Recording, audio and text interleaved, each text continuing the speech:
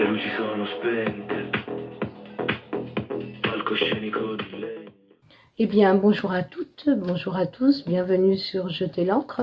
Écoutez, depuis la dernière fois, j'ai pas fait de lectures qui m'ont vraiment bouleversée. Néanmoins, je vais vous faire un petit retour sur les ouvrages que j'ai pu lire. On va commencer par Marat de Vincent Tassi. Pourquoi j'ai voulu lire Marat? Parce que j'avais lu Festin de larmes, que Vincent Tassi avait écrit en collaboration avec Morgane Cossarieux, et je me suis dit pourquoi ne pas essayer un Vincent Tassi tout seul. Bon, c'était pas franchement une expérience exaltante. Je ne connais pas la part d'écriture, la façon dont ils ont eu de travailler Vincent Tassi et Morgane Cossarieux sur Festin de larmes. Donc je ne sais pas qui a écrit quoi, si un donne les idées et l'autre écrit un peu à la manière de Boileau et Narcejac, j'en sais rien du tout. Toujours est-il que c'était une véritable réussite. Donc me voici plongée, enfin si je puis dire, dans Marat. Marat, comme son titre l'indique, qui est une abréviation de la marâtre. Donc on sait dès le départ que le jeune Andrea va tomber sous le charme totalement de Marat, de cette femme qui est donc la maman de son meilleur ami du moment. Tout va évidemment ne pas se passer comme prévu. Alors c'est un roman, on peut dire, sur l'adolescence, un roman qui a un côté initiatique. Comme on est sur du Vincent Tassi, il y a un côté qui est extrêmement dérangeant, évidemment. C'est un roman donc sur la force et le ravage des amitiés adolescentes et sur la puissance du mot, de l'évocation ou peut-être même de l'invocation. Donc en ce sens, j'ai trouvé que c'était intéressant. Néanmoins, je ne crie pas au chef-d'œuvre. C'est un roman qui m'a assez ennuyée sur la fin. Voilà, donc à lire, à ne pas lire, je ne sais quoi vous conseiller. Il y a quand même, moi, un passage qui m'a beaucoup plu, c'est le moment où le papa d'Andrea et donc Marat décide de construire une nouvelle maison. Et j'ai bien aimé la transformation de Marat à partir de ce moment-là. Ce n'est plus la même femme, elle change complètement d'attitude, elle change physiquement. La maison a toute son importance. Moi, j'aime bien le rapport entre les maisons et les gens, parce que c'est vrai, moi j'ai remarqué dans la vie, lorsqu'on change d'endroit, eh bien, c'est pas qu'on change de personnalité, mais le fait d'acquérir, de posséder ou d'habiter un autre lieu nous fait parfois changer.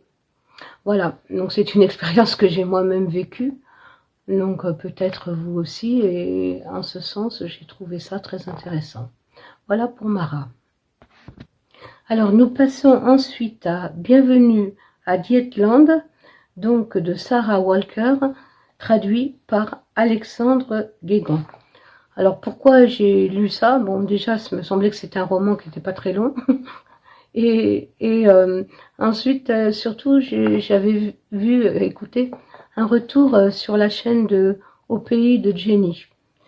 Bon, je me suis dit, pourquoi pas? Donc en fait, il s'agit de Prune, une jeune femme qui est obèse, disons les mots comme ils sont, et qui n'aspire qu'à changer. Et un jour, elle est abordée par une autre personne, donc j'ai oublié le nom, c'est pas très grave, et cette personne lui propose de venir, enfin pas lui propose pas de venir, elle lui donne un petit mot, je crois, et qui lui permet d'arriver dans un endroit qu'on appelle Dietland, comme mentionné dans le titre. Alors, franchement, comment dire, j'ai l'impression que Sarai, je ne sais pas si on dit Sarai, Walker a mis tous les éléments concernant les outrages faits aux femmes dans un shaker là, qu'elle a tout mélangé et tout est arrivé là-dedans. Et franchement, le début, ma foi, est agréable à lire, mais alors la suite, ça n'a ni queue ni tête. Il aurait peut-être fallu rester sur un seul des sujets et puis s'en tenir là. Mais on passe partout par les femmes soldats, par la vengeance extrême, par un groupe de femmes qui se constituent et qui se montrent plus qu'agressives puisqu'elles commettent des meurtres au nom du féminisme. Mais ok, pourquoi pas, mais pourquoi tout mélanger comme ça? Ça coupe la lecture, on comprend pas vraiment la transformation de cette prune. Bon, alors, comme dans beaucoup de romans, la jeune femme obèse a forcément un joli visage, et ensuite, quand elle retrouve une taille dite normale, tout va bien pour elle. Non, là, c'est pas le cas. Elle reste dans son corps qu'elle accepte. Pourquoi pas? Pourquoi pas? On est sur du body positive. Moi, je suis pas contre. Hein. Je veux dire, chacun fait ce qu'il veut, comme il veut, mange ce qu'il veut, vit comme il veut. Donc voilà. On me fasse pas dire ce que je n'ai pas dit. Mais c'est toute cette complexité pour en arriver là, finalement. Non, franchement, c'est pas de l'écriture, là. Je sais pas, c'est un mélange. Enfin, il me semble que vouloir mettre trop de choses dans une seule histoire, eh bien, ça nuit à l'histoire, comme on dit. Trop d'informations nuit à l'information, mais là, ça nuit carrément à la lecture. Bon, on va passer à autre chose. Alors ensuite, j'ai commencé à lire un extrait de Caledonian Road, donc d'Andrew O'Hagan.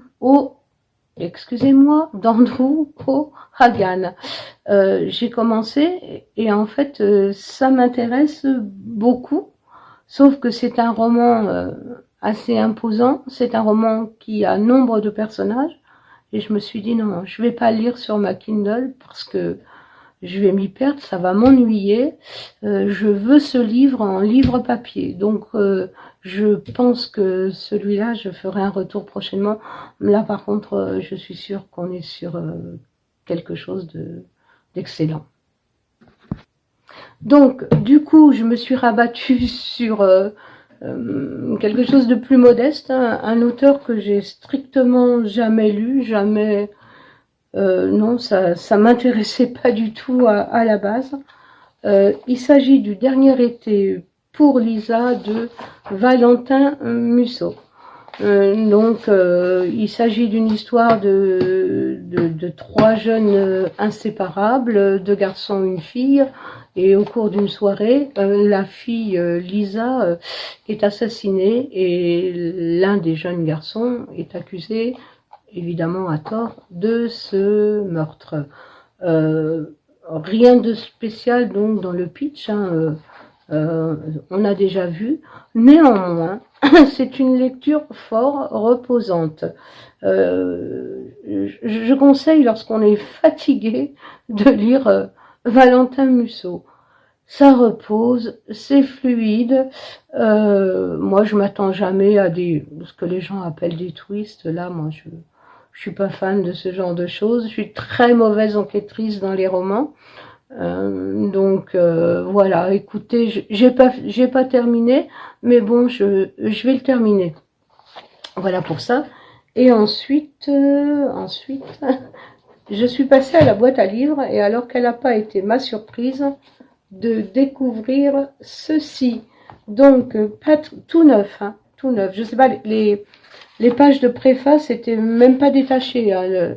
La personne qui l'a eu peut-être en cadeau, en héritage, que sais-je, n'a jamais jeté un coup d'œil sur cet ouvrage qui est donc de la collection bouquins. Moi, j'adorais ça quand j'étais plus jeune parce que on avait de la matière, on avait tout sur un même auteur. Et là, on a ce qui est intitulé comme les dernières nouvelles du crime. Alors pour ceux qui connaissent Patricia Highsmith, pour moi c'est un plaisir de redécouvrir les titres. Bon, j'en ai lu 3 ou 4 parce que bon, c'est vraiment c'est des friandises. Hein.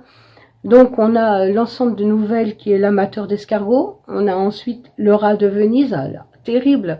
La première nouvelle du rat de Venise, mais je vous la conseille plus.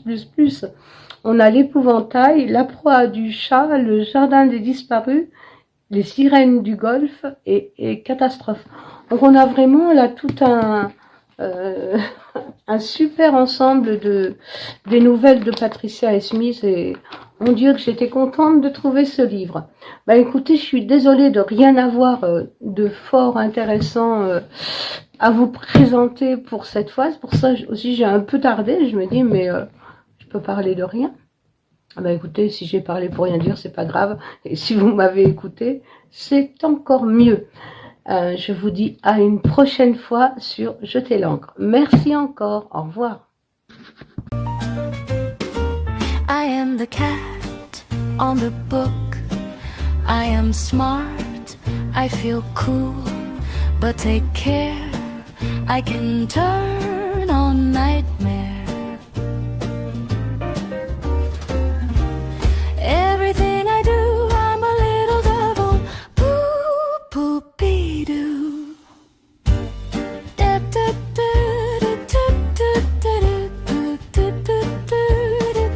I just love fairy tales, and above my fair play, I am a creepy Mr. G.